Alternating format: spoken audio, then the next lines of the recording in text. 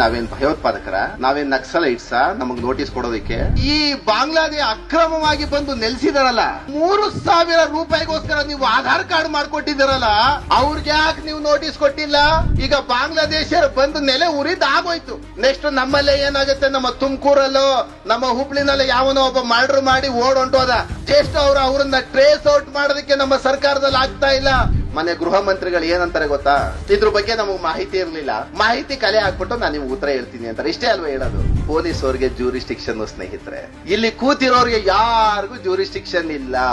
ಮಾತೆ ತರ ಎಲ್ಲರೂ ಏನಂತಾರೆ ಗೊತ್ತಾ, ಸಾರ್ ನಮ್ಮ ಮೇಲೆ ಎಫ್ಐಆರ್ ಹಾಕ್ಬಿಡ್ತಾರೆ. ಏನ್ ಎಫ್ಐಆರ್ ಹಾಕ್ಬಿಟ್ಟು ಏನು ಮರಣದಂಡನೆ ಕೊಟ್ಬಿಡ್ತಾರೇನ್ರಿ?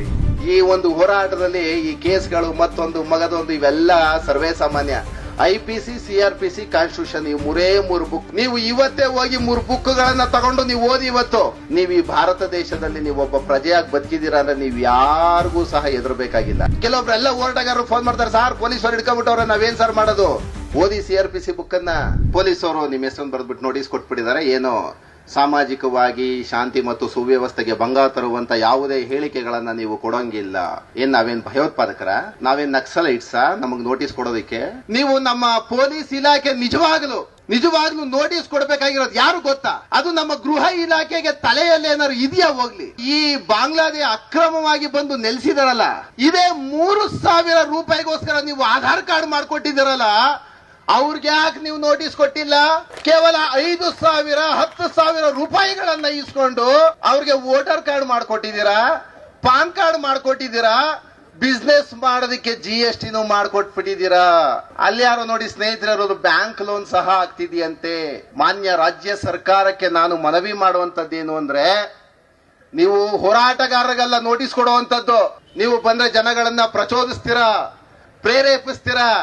ನಾವೇನಪ್ಪ ಮಾಡ್ತೀವಿ, ಇರೋ ಸತ್ಯಾನುಸತ್ಯತೆ ಘಟನೆಗಳನ್ನ ನಾವು ಬಿಚ್ಚಿ ಹೇಳ್ತೀವಿ ಅಷ್ಟೇ. ಇಲ್ಲೇ ಇರೋದನ್ನೆಲ್ಲ ನಾವು ಹುಟ್ಟಿಸ್ಕೊಂಡು ಹೇಳ್ತಾ ಇದೀವ. ಈಗ ಬಾಂಗ್ಲಾದೇಶ ಬಂದು ನೆಲೆ ಉರಿದ್ ಆಗೋಯ್ತು. ಈ ಒಂದು ನುಸುಳಿಕೋರರು ನಮ್ಮ ಅಕ್ಕಪಕ್ಕ ಇದ್ದಾರೆ. ಅವರನ್ನ ನಾವು ಕಾನೂನಿಗೆ ಅಥವಾ ಪೊಲೀಸ್ ಇಲಾಖೆಗೆ ಮಾಹಿತಿ ಕೊಟ್ಟು ಅವ್ರನ್ನ ಓಡಿಸುವಂತದ್ದು ನಮ್ ಧರ್ಮ. ನಾವೇ ಮಾಡ್ಬೇಕದನ್ನ. ಯಾಕೆಂದ್ರೆ ಏನಾಗತ್ತೆ ಗೊತ್ತಾ, ಪೊಲೀಸ್ ಅವ್ರಿಗೆ ಜೂರಿಸ್ಟಿಕ್ಷನ್ ಸ್ನೇಹಿತರೆ, ಇಲ್ಲಿ ಕೂತಿರೋರಿಗೆ ಯಾರಿಗೂ ಜೂರಿಸ್ಟಿಕ್ಷನ್ ಇಲ್ಲ. ನಮ್ಮ ಸಂವಿಧಾನ ನಮ್ಗೆ ಸ್ವತಂತ್ರವಾಗಿ ಪ್ರತಿಭಟಿಸುವ ಹಕ್ಕನ್ನ ಕೊಟ್ಟು ಬಿಟ್ಟಿದೆ. ಸಿಟಿಜನ್ ಆಕ್ಟ್ ಇದೆ. ಕಾನೂನಿನ ಮೂಲಕ ನಾನು ನಿಮ್ಗೆ ಹೇಳ್ಬೇಕು ಅಂದ್ರೆ ಪೌರತ್ವಾಧಿನಿಯಮ ಇದೆ ಅಲ್ವಾ? ಒಬ್ರು BSF ಯೋಧರು ಸಿಕ್ಕಿದ್ರು. ಯಾವುದೇ ಒಂದು ದೇಶವನ್ನ ಕ್ರಾಸ್ ಮಾಡ್ಬೇಕು ಅಂದ್ರೆ ಒಂದು ಬಾರ್ಡರ್ ಇದ್ದೇ ಇರುತ್ತಲ್ವಾ? ಆ ಬಾರ್ಡರ್ ಅಲ್ಲಿ ಯೋಧರು ಇದ್ದೇ ಇರ್ತಾರಲ್ವಾ? ಯಾವುದೇ ಕಾರಣಕ್ಕೂ ಬಾರ್ಡರ್ ಅಲ್ಲಿ ಒಂದು ನಾಯಿಯನ್ನ ಹರಿದಾಟಿ ನಾವು ಭಾರತ ದೇಶಕ್ಕೆ ಎಂಟ್ರಿ ಆಗೋದಕ್ಕೆ ಸಾಧ್ಯ ಇಲ್ಲ. ಇದು ಸತ್ಯ. ಇದು ವಾಪಸ್ ಅಲ್ಲೇ ಕಳಿಸ್ತಾರೆ. ಏನಾದ್ರು ಇಂಜೆಕ್ಟ್ ಮಾಡಿ ಕಳ್ಸಿರ್ತಾರೆ ಅಂದ್ಬಿಟ್ಟು BSF ಅವ್ರು ಯಾವುದೇ ಕಾರಣಕ್ಕೂ ಬಿಡಲ್ಲ. ಆದ್ರೂ ಸಹ ಕನಿಷ್ಠ ಒಂದು 20-25 ಲಕ್ಷ ಬಾಂಗ್ಲಾದೇಶದ ನುಸುಳಿಕೋರರು ನಮ್ಮ ದೇಶಕ್ಕೆ ಬಂದ್ಬಿಟ್ಟಿದ್ದಾರೆ ಅಂದ್ರೆ ಇದಕ್ಕೆ ಕಾರಣ ಯಾರು ಗೊತ್ತಾ? ಅಲ್ಲಿನ ಲೋಕಲ್ ಪಾಲಿಟಿಕ್ಸ್. ಸುಮಾರು ಜನ ಈ ಅಧಿಕಾರದ ಆಸೆಗೋಸ್ಕರ ಮಾಡ್ಬಿಡ್ತಾರೆ. ಬಟ್ ಸಂವಿಧಾನ ನಿಮಗೆ ಕೊಟ್ಟಿರುವಂತದ್ದು ರಾಜಾರೋಷವಾಗಿ ನಿಮ್ಮ ಅನ್ಯಾಯ ಎಲ್ಲಿ ನಡೆಯುತ್ತೆ ಅಲ್ಲಿ ರಾಜಾರೋಷವಾಗಿ ಪ್ರತಿಭಟನೆ ಮಾಡುವಂತ ಹಕ್ಕನ್ನ, ಪ್ರಶ್ನೆ ಮಾಡುವಂತ ಹಕ್ಕನ್ನ ಸಂವಿಧಾನ ಆರ್ಟಿಕಲ್ 19 ಕೊಟ್ಬಿಟ್ಟಿದೆ ಅಲ್ವಾ ನಿಮ್ಗೆ? ಮತ್ತೆ ನೀವ್ ಯಾಕೆ ಹೋರಾಟವನ್ನ ಇದು ಮಾಡೋದ್ರಲ್ಲಿ ನೀವು ಹಿಂದೆ ಆಗ್ತೀರಾ? ಮಾತೆ ತರ ಎಲ್ಲರೂ ಏನಂತಾರೆ ಗೊತ್ತಾ, ಸಾರ್ ನಮ್ಮ ಮೇಲೆ ಎಫ್ಐಆರ್ ಹಾಕ್ಬಿಡ್ತಾರೆ. ಏನ್ ಎಫ್ಐಆರ್ ಹಾಕ್ಬಿಟ್ಟು ಏನು ಮರಣದಂಡನೆ ಕೊಟ್ಬಿಡ್ತಾರೇನ್ರಿ? ಸರ್ಕಾರದ ಮೇಲೆ, ಯಾವುದೇ ಒಬ್ಬ ರಾಜಕಾರಣಿಯ ಮೇಲೆ ನೀವು ಪ್ರತಿಭಟಿಸುವ ಹಕ್ಕನ್ನ, ನಿಮ್ಮ ಫ್ರೀಡಮ್ ಆಫ್ ಸ್ಪೀಚ್ ಅನ್ನ ಯಾವುದೇ ರೀತಿ ವೈಲೇಷನ್ ಮಾಡೋದಕ್ಕೆ ಇಡೀ ಭಾರತದ PM ಇಂದನೂ ಸಾಧ್ಯ ಇಲ್ಲ ನಾನು ಹೇಳುವಂತದ್ದು. ಆಮೇಲೆ ನಮ್ಗೆ ಹೇಳುವಂತ ನಾವು ಅಲ್ಪ ಸ್ವಲ್ಪ ಕಾನೂನ ತಿಳ್ಕೊಂಡಿದೀವ, ನಮ್ಮ ಅಡೆತಡೆಗೆ ಯಾವನು ಬರಲ್ಲ. ತಿಳ್ಕೊಳ್ಳಿ ನೀವು. ನಾವು ನಮ್ಮ ರಾಜ್ಯವನ್ನ ನಾವು ಉಳಿಸ್ಕೊಂಡ್ರೆ ನಾವು ದೇಶವನ್ನ ಕಟ್ಕೋಬಹುದು. ಇಲ್ಲಿ ನಾವು ನಮ್ಮ ರಾಜ್ಯ, ನಮ್ಮ ಊರನ್ನ ನಾವು ರಕ್ಷಿಸ್ಕೊಳ್ತಾ ಇಲ್ಲ ಅಂದ್ರೆ ದೇಶ ಹೆಂಗ್ರೆ ಉದ್ಧಾರ ಆಗುತ್ತೆ?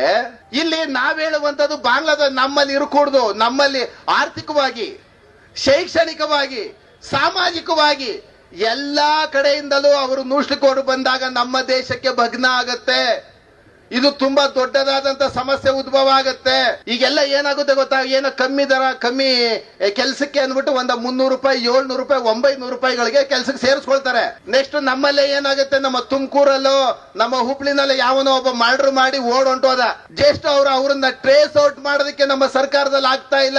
ನೆಕ್ಸ್ಟ್ ನಮ್ಮ ದೇಶಕ್ಕೆ ಹೆಚ್ಚು ಕಮ್ಮಿ ಏನಾದ್ರು ಆದಂತ ಸಂದರ್ಭದಲ್ಲಿ, ಶಾಂತಿ ಮತ್ತು ಸುವ್ಯವಸ್ಥೆಗೆ ಭಂಗ ಆದಂತ ಸಂದರ್ಭದಲ್ಲಿ ಪೊಲೀಸ್ ಅವರಾಗಿರ್ಬೋದು, ಅಧಿಕಾರಿಗಳಾಗಿರ್ಬೋದು, ನಮ್ಮ ಇದೇ ಮನೆ ಗೃಹ ಮಂತ್ರಿಗಳು ಏನಂತಾರೆ ಗೊತ್ತಾ, ಇದ್ರ ಬಗ್ಗೆ ನಮಗೆ ಮಾಹಿತಿ ಇರಲಿಲ್ಲ, ಮಾಹಿತಿ ಕಲೆ ಹಾಕ್ಬಿಟ್ಟು ನಾನು ನಿಮ್ಗೆ ಉತ್ತರ ಹೇಳ್ತೀನಿ ಅಂತಾರೆ. ಇಷ್ಟೇ ಅಲ್ವಾ ಹೇಳೋದು? ಯಾವ್ದಾನು ಒಂದು ಆಕ್ಸಿಡೆಂಟ್ ಆಗ್ಲಿ, ಕೊಲೆ ಆಗ್ಲಿ, ಮತ್ತೊಂದು ಮಗದೊಂದು ಸಾಮಾನ್ಯವಾಗಿ ನಾವು ಹೇಳುವಂಥದ್ದು ಜನರಲ್ ಆಡು ಭಾಷೆನಲ್ಲಿ ಅವ್ರಿಗೆ ಇದುವರೆಗೂ ಏನು ಗೊತ್ತಿರೋವಂತೆ ಆಮೇಲೆ ಎನ್ಕ್ವೈರಿಯನ್ನ ಕಂಡಕ್ಟ್ ಮಾಡ್ತಾರಂತೆ. ಇವಾಗ ಕೊಟ್ಬಿಟ್ಟಿದೀವಲ್ಲ, ಈ ಎವಿಡೆನ್ಸ್ ಪೂರ ಸೇರಿಸ್ಕೊಟ್ಟಿದೀವಿ. ಇವತ್ತು ಇಲ್ಲಿಲ್ಲೇ ಇದಾರೆ ಅಂತ ನಮ್ ಚೇತನ್ ಅವ್ರು ಹೇಳ್ತಾವ್ರೆ. ಸರ್ ಇಲ್ಲೇ ಇದಾರೆ ಹೋಗಿ ಅಂತ ತೋರ್ಸೂರು ಡಿಪಾರ್ಟ್ಮೆಂಟ್ ಅವ್ರು ಏನು ಎನ್ಕ್ವೈರಿ ಮಾಡ್ತಾ ಇಲ್ಲ ಅಂದ್ರೆ ಇಡೀ ರಾಜ್ಯ ಸರ್ಕಾರ, ಇಡೀ ಪೊಲೀಸ್ ಇಲಾಖೆ, ನಾನು ಹೇಳ್ತಾ ಇದ್ದೀನಿ ಬ್ರದರು, ನನಗ್ ನಾಳೆ ಒಂದು ಲಿಸ್ಟ್ ಅನ್ನ ಕೊಡಿ, ನನ್ನ ಮೇಲೆ ತಗೊಂಡೋಗಿ ನಾಳೆ ಮರಣದಂಡನೆಗೆ ಹಾಕ್ಬಿಡ್ಲಿ, ನಾನ್ ಬಿಡಲ್ಲ. ಇದಂತೂ ಸತ್ಯ. ಪುನೀತ್ ಅವ್ರಿಗೆ, ಚೇತನ್ ಅವ್ರಿಗೆ ನಾನು ಹೇಳ್ತಿರೋವಂಥದ್ದು. ನಾನೇ ಹೋಗಿ ಬಾರ್ಡರ್ ಬಿಟ್ಟು ಬರಗಂಟ ನಾನು ಕೇಳ್ಬಿಟ್ರೆ ಬ್ರದರು, ಯಾವುದೇ ಕಾರಣಕ್ಕೂ ಈ ಒಂದು ಹೋರಾಟದಿಂದ ಹಿಂದೆ ಸರಿಯೋದು ಬೇಡ. ಏನಾಗುತ್ತೆ ಅಂದ್ರೆ ಈ ಒಂದು ಹೋರಾಟದಲ್ಲಿ ಈ ಕೇಸ್ಗಳು ಮತ್ತೊಂದು ಮಗದೊಂದು ಇವೆಲ್ಲ ಸರ್ವೇ ಸಾಮಾನ್ಯ. ಪಾಪ ಈ FIR ಗಳು ಹಾಕಿಸ್ಕೊಂಡಿರೋರಿಗೆ ಆ ನೋವು ನಲಿವು ಗೊತ್ತಾಗುತ್ತೆ. ಈ ಹೋರಾಟಗಾರರಲ್ಲಿ ಮನ್ಸಲ್ಲಿ ಹೆಂಗ್ ಬಂದಿರುತ್ತೆ ಗೊತ್ತಾ? ಅದನ್ನ ನಾವು ಕೂತಿರೋರು ಸಹ ಅರ್ಥ ಮಾಡ್ಕೊಳ್ಬೇಕು. ಕೆಲವೊಂದು ನಮ್ಮಲ್ಲಿ ಇದ್ದಾರೆ, ಒಂದು ಸಲ ನಮ್ಮ ಮೈ ಮೇಲೆ ಯಾವ್ದಾನು ಒಂದು ಎರಗು ಬಂದಂತ ಸಂದರ್ಭದಲ್ಲಿ ನಾವು ಹೋರಾಟ ಮಾಡಿ ಬಚಾವಾಗ ಆಚೆ ಬಂದಿರ್ತೀವಲ್ಲ, ಅವಾಗ ನಾವು ಅದ್ರಲ್ಲೆಲ್ಲ ಮಾಹಿತಿಗಳನ್ನ ಕಲೆ ಹಾಕಕ್ ಶುರು ಓದ್ಕೋತೀವಿ. ಏನ್ ಕಾನೂನು ಏನಿದೆ, ಯಾರ್ಯಾರಿಗೆ ಹೆದರ್ಕೋಬೇಕು, ಯಾಕೆ ಹೆದರ್ಕೋಬೇಕು ಅಂತ ನಾವು ನಮ್ಮ ಅಂತರ್ಯವಾಗಿ CPCನ, CRPCನ, BNS ನಾವು ಓದ್ಕೊಂಡು ಹೋಗ್ತೀವಲ್ಲ. ಅದ್ರಲ್ಲೂ ನೀವು ನಾನು ಹೇಳುವಂಥದ್ದು ಜನಸಾಮಾನ್ಯರಿಗೆ ನಾನು ಯಾವತ್ತೂ ಹೇಳ್ತಾ ಇರ್ತೀನಿ, ನೀವು ಈ ಭಾರತ ದೇಶದಲ್ಲಿ ನೀವು ಒಬ್ಬ ಪ್ರಜೆಯಾಗಿ ಬದುಕಿದ್ದೀರಾ ಅಂದ್ರೆ ನೀವು ಯಾರಿಗೂ ಸಹ ಹೆದರ್ಬೇಕಾಗಿಲ್ಲ. ಯಾಕೆ ಗೊತ್ತಾ? ನಿಮ್ಗೊಂದ್ 2 ಪುಸ್ತಕಗಳು ನಿಮ್ಗೆ ಅಗಾಧವಾದ ಧೈರ್ಯವನ್ನ ತಂದು ಕೊಟ್ಬಿಡುತ್ತೆ. ಒಂದು BNSS ಓದಿ, ಈಗ CRPC ಅಂತಿತ್ತು, BNSS ಆಗಿದೆ.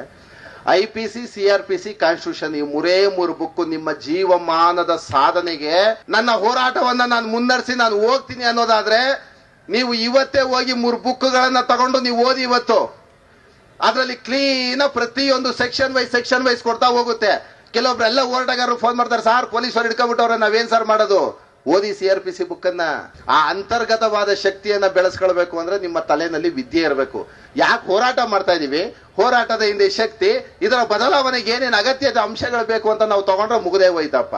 ಹಂಗಾಗಿ ನಾನು ಹೇಳುವಂಥದ್ದು, ಈ ಬಾಂಗ್ಲಾದೇಶದಿಂದ ಏನು ಅತಿಕ್ರಮಣವಾಗಿ ಪ್ರವೇಶ ಮಾಡ್ಕೊಂಡು ಬಂದ್ಬಿಟ್ಟಿದ್ದಾರೆ, ಅದ್ರಲ್ಲೂ ಏನಾಗುತ್ತೆ ಪಾಪ BSF ಅವ್ರು ಹೇಳ್ತೀರಿ, ಏನ್ ಗೊತ್ತಾ ಅಲ್ಲಿ ಪೊಲಿಟಿಷಿಯನ್ಸ್ ಮಾಡ್ತಿರೋಂಥದ್ದು ಏನ್ ಗೊತ್ತಾ? 50,000 1 ಲಕ್ಷ ದುಡ್ಡುಗಳನ್ನ ಕೊಟ್ಟು ಬಾರ್ಡರ್ ಅನ್ನ ಕ್ರಾಸ್ ಮಾಡಿಸ್ತಿದಾರಂತೆ.